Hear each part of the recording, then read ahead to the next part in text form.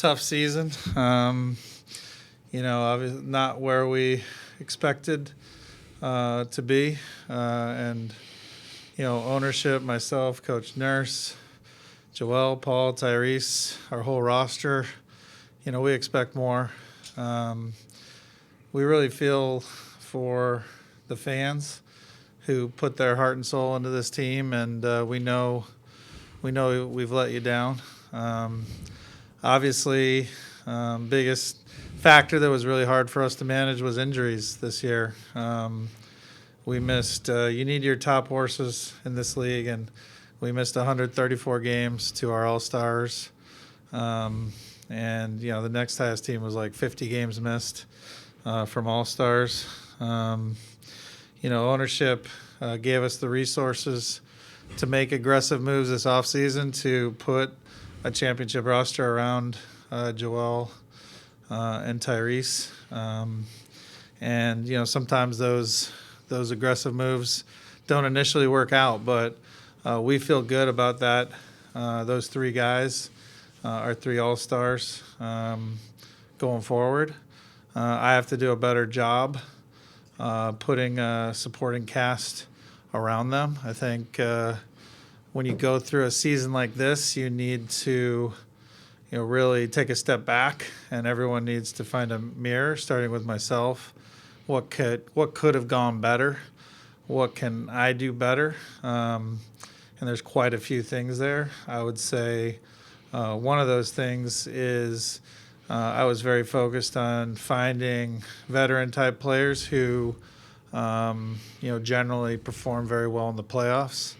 And I didn't put enough emphasis on the team getting through the regular season. And so next season, for sure, we will be a younger, more dynamic group. Coach Nurse has really done a good job. When you go through a tough time like this, you want to make sure to maximize it, and we feel like we've done that well. Justin Edwards, Jared McCain, Bona, who's had some great minutes here down the stretch, Quentin Grimes, who we got at the trade deadline. These are all guys, in their prime or well before it, into their early parts of their careers, that are going to give us great minutes.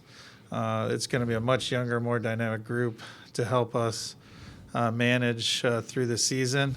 We need to hit the ground running. Another place that I know I needed to be better was just even starting out. Obviously, we didn't have health to start out, but even factoring that in,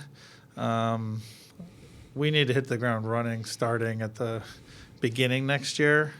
And I didn't set the tone well for the group going into the season, so that will be another area we correct. We're going to take, Coach and I are going to take a few days and take a step back and look at front office, medical, strength conditioning, coaching, literally everything. Coach Nurse and myself will be back, but we're going to, with Elton Brand and ownership, assess everything and where we can get better. We owe that to the fans. We owe that to really everyone who cares so much about this team, who stuck with us through this, and I want to thank the fans that have stuck with us. It is amazing the support we get, even in a very tough season like this. I did take some notes, so I just want to make sure I've hit on all the key points. In terms of also taking advantage, we were able to trade for our second-round pick at the deadline. That's going to be a tool for us. We've given ourselves, we have 64% odds to have a top pick in this draft. That'll be another tool. If you look forward, if you look at teams that make aggressive moves like us and then have a rough season, most of the time those teams have no draft picks. We have above average draft picks going forward to improve the team for next season. We have a whole set of younger players, a lot of tools at our arsenal to upgrade the team. Whereas most teams that go into the season with third best title odds like we did and have a rough year, you don't have much maneuverability. We feel like we have a lot of maneuverability with our assets going forward and the young players coach developed. What else? Do I have anything else to mention? I did want to mention Quentin Grimes. I think he was a real bright spot. We're excited for him to come back. We've positioned ourselves to bring him back. He had multiple 40-point performances. His defense, we think, really fits well with Tyrese. We think he's a very good fit there. And we think with Joel, Paul, and Tyrese, he's a very good fit. I would say this offseason, besides Elton and myself doing our jobs to get a better roster around Paul, Tyrese, and Joel, it's about health. It's about all three of those guys who missed all those games, those 134 games I mentioned. Tyrese, I think, is the one. I think he spoke about it. He's got a little more time, but he should be back 100%. Obviously, Paul and Joel also will be back 100%. I think Joel of the three has is going to attack this off season, this rehab. Dr. Glashow, who did the surgery, is very optimistic about his prognosis. We love that after a lot of work, working with over 10 doctors, 6 in person who examined him, and a long process to get to the right answer. We feel great that Dr. Glashow was the right answer, and that the surgery went so well. And we like that Dr. Glashow is going to do a lot of the early rehab with Joel in person, and he has a great track record with a lot of great players in this league to have them come back strong. So if everything sets up well, we'll have a younger, more dynamic roster around a healthy Joel, Tyrese, and Paul. I never felt like Coach had a healthy, literally one game with all three of them. I know they played some games together, but they didn't finish all of them, and even the ones where it was like their first game back. So it was tough. And I'll end with, sorry, this was my longest preamble. I think it's appropriate given the rough season. For me personally, it was obviously the toughest season of my career, and I'll just say, personally, I will spend every waking hour, figuring out how to turn this team around going into next season. And I don't know if, Nick, you want to say anything, or we want to go to questions, whichever. Yeah, again, Daryl said it, very well there, covered a lot of things. I mean, you guys have, most of you have talked to me quite a bit, but, the difficulties of getting any continuity obviously were the big issue, and spent most of the season, kind of looking up at everything. There's only, again, 2 minor runs in the season where you kept holding out hope that if we got a few more guys healthy that we would, turn things around or turn the corner, the run in December. And then there was another segment of, 5 wins in a row somewhere there, again, thinking that the team, would get a few more guys healthy and we could make a run and at least get in to play in and see what happens from there. But it just never materialized. Again, you've heard me say this over and over. Coaching staff, give them all credit. They the cards were changing rapidly, but we had to keep coaching and working and doing the best we could to at least develop some players. And we hope we did that. He mentioned them. I don't need to re-mention them, but really an opportunity for some of those guys that we probably never would have seen. So we need to make sure we take advantage of that going forward, and that those players continue to grow in their games, grow in their confidence, and grow in the impact they can have, for this organization. So I'll close it there and ask open it up for questions there, Dave. I want to reward Michael's enthusiasm. Michael, and then we'll go to Michael. Dan Gelston, and then is that you, Keith, afterwards? Okay, so Michael, Dan, and then Keith. You've already just the health, so I'll ask about going forward. Having the high draft picks now that you have, does that give you more options now that you didn't have maybe, say, 4 or 5 weeks ago? I want to know just for both of you. Well, we won't know till May 12th, I think, on whether the draft pick will come this year or next year. The draft pick is owed to Oklahoma City. It's just, does it come this year or next year?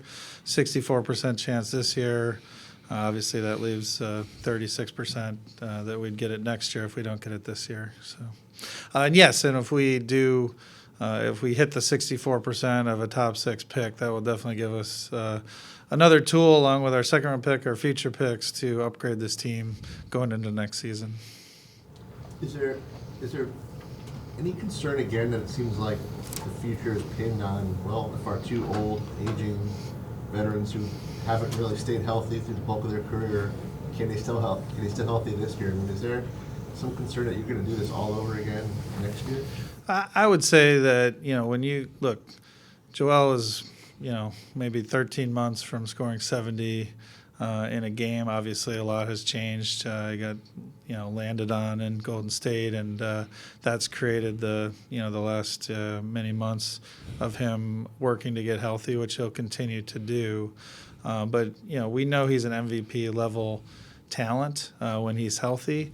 That requires you to be, in my opinion, I think it's fair for people to have the question you have, but in my opinion, when you have an MVP level talent, you need to make aggressive moves to upgrade around that talent in that window, and that's what we did last offseason, and we feel good about it going forward. I think it's such a unique thing to have a player of that caliber. Are we somewhat indexed to talented players who are a little bit more injured? Yes, but that's why we need to have a younger, deeper roster on them, and then have them healthy going into the playoffs next year. We'll go Keith, Gina, and then Kyle. Okay, there are, I guess, 2 questions. The first one is, what gives you the confidence? I mean, Joel's only played 58 games in 2 seasons. What gives you the confidence, aside from the doctor, that he is going to come back and be the player that he used to be? Well, I probably can't let you say aside from the doctor. So, I mean, obviously, yeah. I mean, look. I mean, obviously, Coach and I aren't doctors, except for his name. But we're not doctors, and we have to rely on the information they give us to make our decisions. And it's not just one doctor; we're talking about multiple doctors.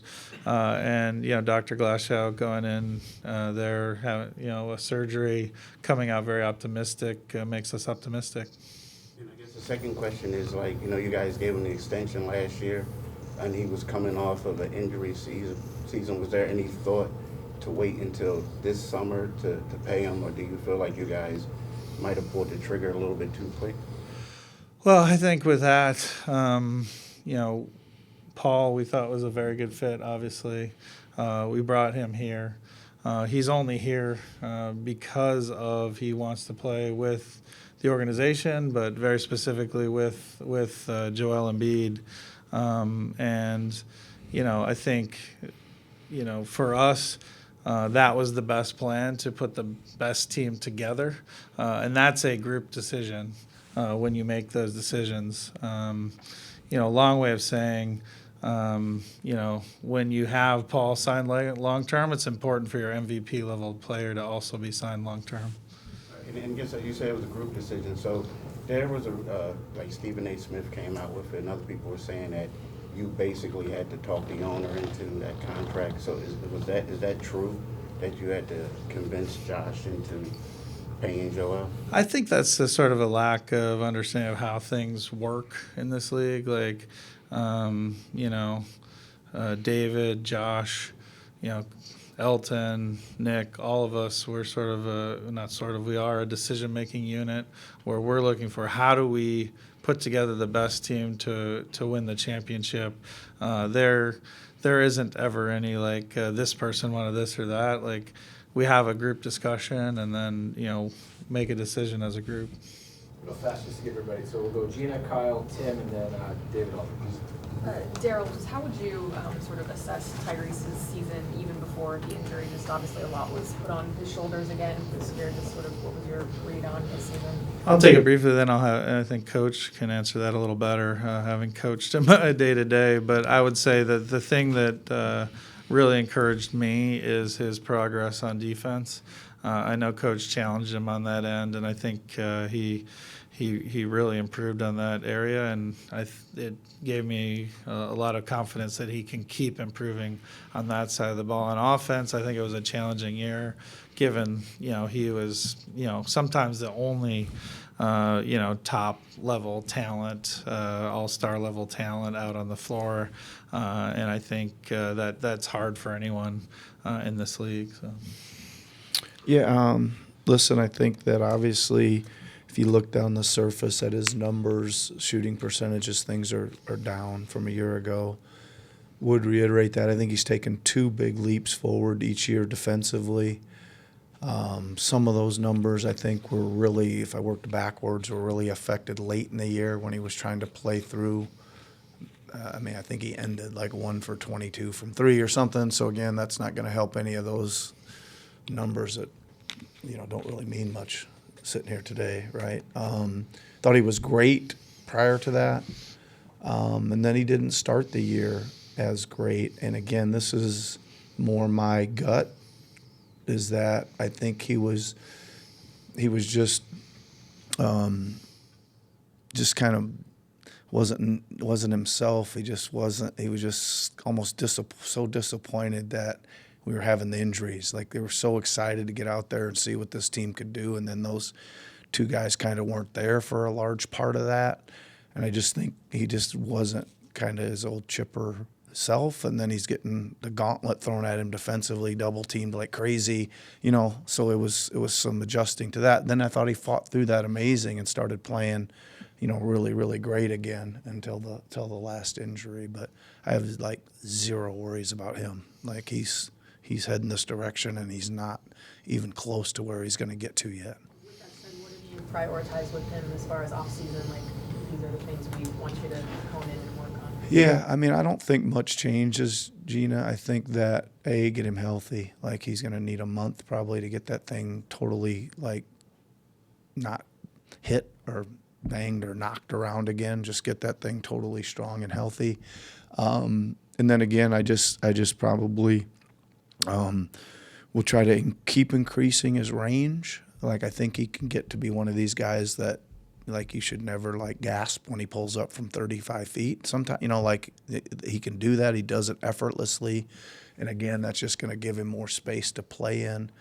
And again, I keep saying this, I don't think we saw nearly as much as I thought we'd see this year, is he's got a pretty good package of things to do in between the 3 and the rim, right? That he can go to when the game calls for it. That I think we need to pull out of him a little bit more next year. Yeah. So it's Kyle, then Tim, then David. Daryl, do you feel like you guys have a good infrastructure in place to mentally help Joel along? Because, everything with his knee notwithstanding and everything he has to do there, he's been very vocal about this has been the hardest health setback that he's dealt with. He said that consistently for a year. There was the moment where publicly he pushed back on, I think I need this, and there was some discord there. So, like, do you have a sense of where his head is at and what you guys need to do to get him back, not just physically, but as, a dominant player mindset? Yeah, I'll say a couple of things there. One is, he's I think I like the question because I think it points out that, as much as it was hard on, the coaching staff or the other players on the team that he wasn't available, it was hardest on Joel. I mean, he takes a lot of pride in being the MVP level player he can be and what that means for the fans in Philly. And I do think he takes to heart what Philly fans, care about and what they want him to be, which I think is great. I mean, because it puts high expectations. And I would say, in terms of, like, details on what he's doing personally to put himself in the right mental state are not something I would be privy to share. I think that would be something you'd have to ask Joel. But I do know that, resources are always provided to all our players to be able to play both from a physical and mental perspective at the highest level possible. And, we do think that's a very important aspect to have those resources available. So. And your comments about not being doctors or nurses up there notwithstanding. Can I just say one thing too? Because I think we have to understand, and not only, I'm privy to this because I'm on all the calls with our medical staff. Coach a little less, unfortunately, even though he has to talk every day, which puts him in a tough spot. But this has been a very complex situation for Joel, for medical staff, for outside folks like Dr. Glashow and others to, figuring out exactly the right next step to make sure we can put him in the best way to help our team win a championship is not straightforward. And that's why you do get, I think, different reports, because it's one where you do need to gather a lot of data and a lot of opinions and then make the right choice. And we feel good about the choice. I know Joel does, about the choice that was just made, and Dr. Glashow going in and feeling very optimistic post that, I think is good. So. Well, so to that point, arthroscopic procedures, as a general rule, are on the less invasive type of procedure relative to the spectrum of things that could be done. I guess, so why was that, to your understanding, landed on after all these consultations with different doctors and talking with Joel about what he thinks he needs? Yeah, I think it's hard for me to address that, except that I know it was, after lots of discussion and consultation, the best plan to go forward. Yeah. Daryl, or Nick, I should say, Daryl has said a few times that his focus this summer is going to have a more younger, more dynamic roster. Obviously, you've been coaching the team all year. I know you didn't get a chance to see those three guys play together a lot, but beyond younger and more dynamic, for you guys to get where you want to go, what do you think needs to be around those guys next year? Yeah, well, I think one of the things that it's hard to look into the stats this year too much as a whole, right? But just I think that when we were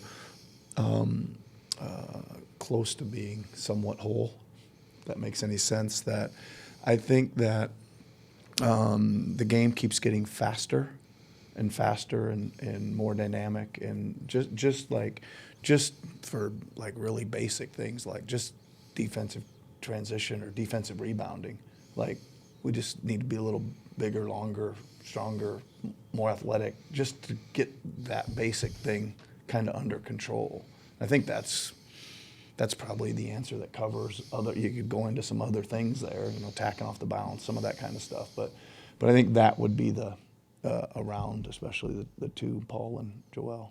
And Daryl, I know obviously you do a pretty thorough evaluation of everything. I know Nick talked earlier, he's going to do the same thing over the next few days and a few weeks, but just, I guess, given we sort of know where this is going for the past several weeks, as you've sort of thought about how this team's come together, you mentioned the, leaning towards being older in terms of playoff experience last summer.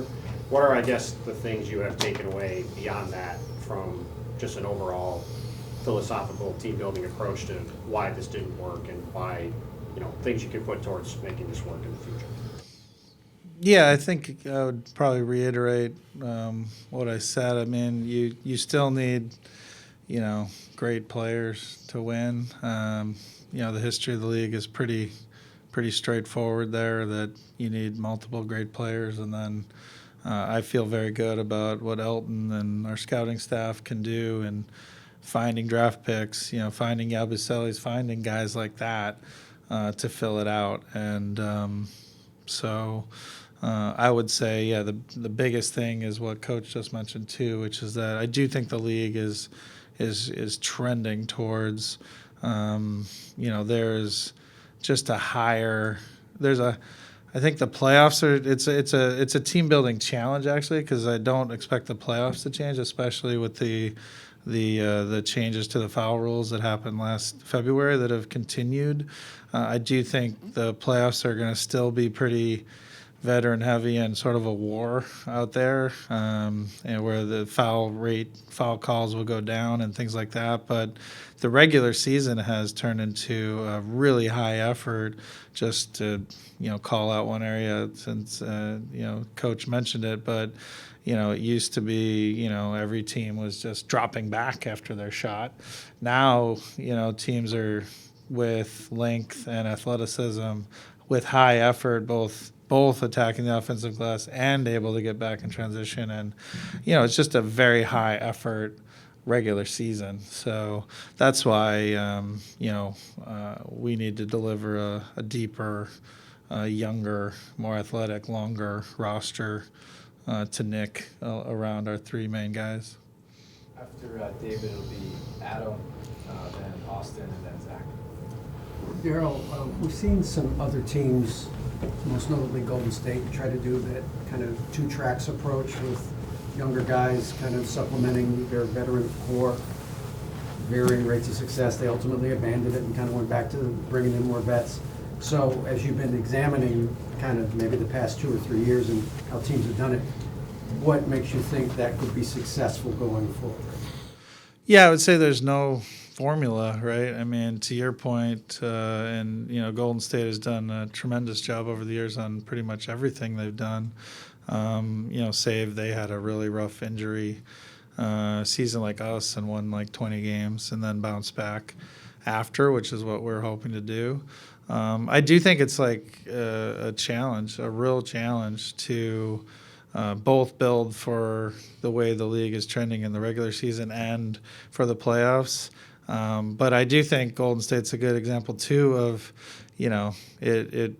the playoffs generally come down to, are your great players or your great player better than the ones on the other team? And that sort of dictates where your first, second, and third players have to come from. And then I do think, we feel very good about our ability to find those young talents like Justin Edwards last year, and I think again Golden State's a good example. They've also done that very well. I asked Nick this pregame. When you self-scout and you evaluate, who tells you the truth about the decisions you've made and the philosophical decisions that you made and kind of going forward? How can I be better?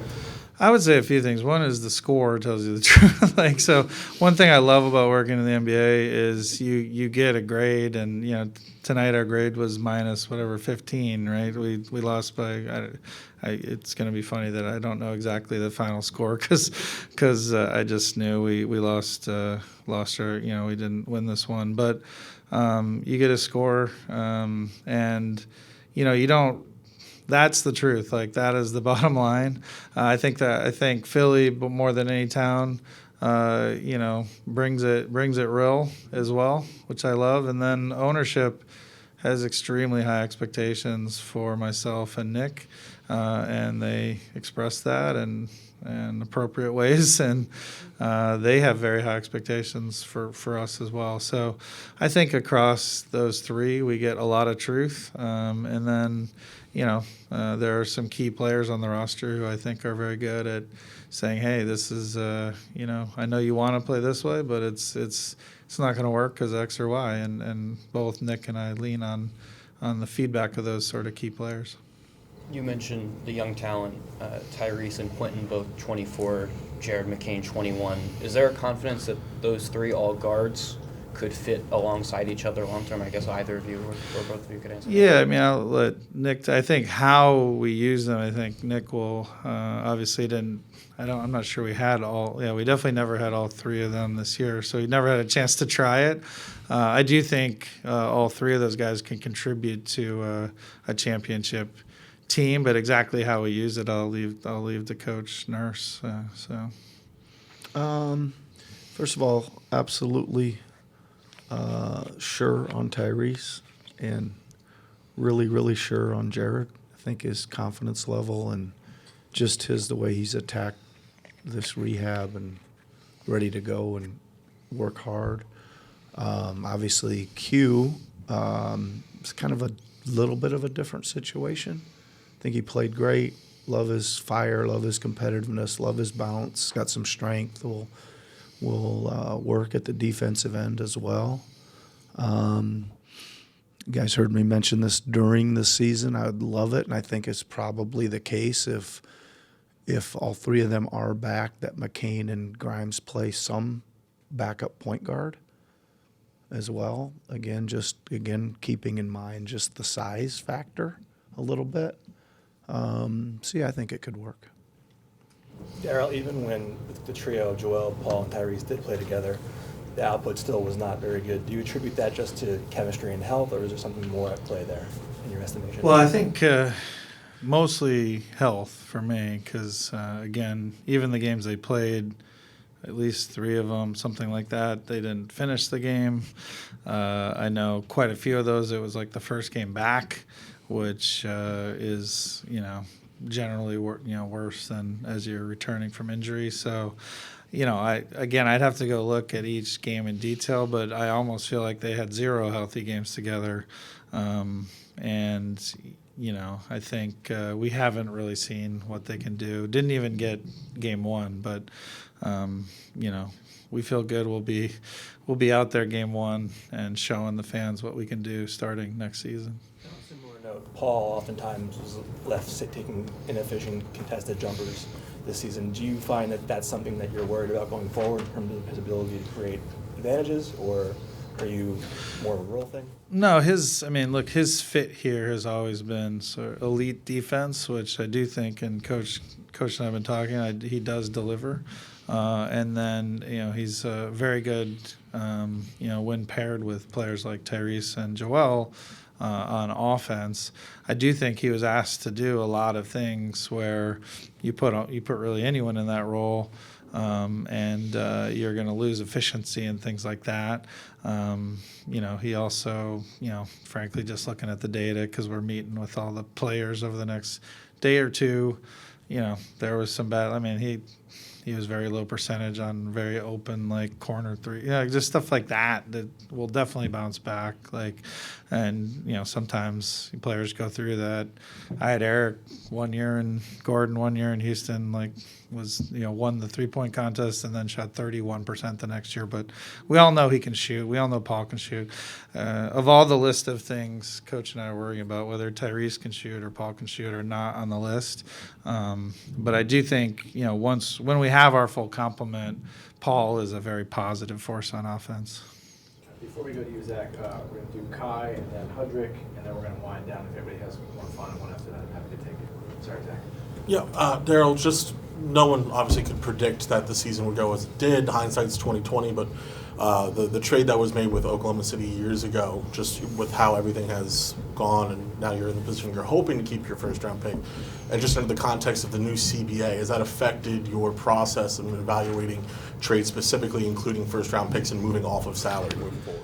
First, I feel very good about that trade, because it put us in a great spot. It was before Coach was here, but we were the 1 seed going into the playoffs. Usually that gives you like a 40-50% chance to make the finals. So I feel good that we got good value out of that trade. Danny Green was great for us. Just a whole, Seth Curry was a trade that year too, a different trade. But anyway, so feel good about that. In terms of I think it's not just us; it's league wide. There is sort of a shift in how firsts are sort of being held, less traded, less protected. They're only really traded in bigger trades when it's someone like a Paul George who's moving teams or something like that, or so I think that's shifting. That was one reason we made the trade of a first into 4 seconds, so because we see. We wanted the ability to upgrade the team next season by having sort of a bigger set of assets and things like that. So, if that makes sense. Daryl, I guess Gershon was a really big part of what you guys wanted to do this year. I guess how would you assess how he was able to produce, and is there an interest in bringing him back in free agency this year?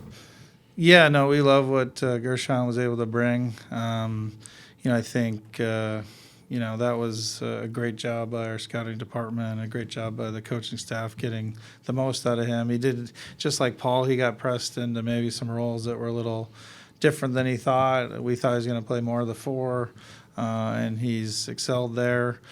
He gave us a lot of very good minutes at the 5 as well. But in the team going forward, his mix of minutes will be, I think, a little different when we're healthy, and we really like his fit going forward. So we would like to retain him. Obviously, he's unrestricted free agent, so it's not for sure whenever that happens, but we would like to retain him. We're going to close with Paul and Daryl, your draft history kind of suggests you lean more towards best player available, higher upside. With you being in this kind of unique position where you are a team that wants to contend, that has these high-level players, how much does fit go into this? How much is it best player available? How much you were kind of balancing all of that? Yeah, definitely best player available. It has to be that high in the draft for sure. But we see the pick as sort of a tool to upgrade the team, and obviously it'll depend. It'll matter if it's 1, 2, 3, 4, 5, 6, or we just have the pick in the future. Could also happen. So it's just a tool to make the team better. But obviously, there's a good chance we'll take someone. In that case, it will just be the best player. Yeah, I've never shied from that. So. Daryl, in terms of crafting that supporting cast, there's been more than 50 different players that have been through here the last 2 years. How do you kind of balance the opportunities to bring in new guys and change that roster with trying to cultivate some of the, Paul called it, continuity and identity, with trying to keep what is here and build on that? No, it's a good point. I think last year we had no choice but to have a lot of turnover. I think this year we're going to have a lot of continuity, so I think that will help. On the margin, all else equal, you'd rather have continuity than not. It wasn't really a choice we had. This year, really continuity with our main 3 guys is the most important thing. So that's going to have to develop during the season. Yeah, so.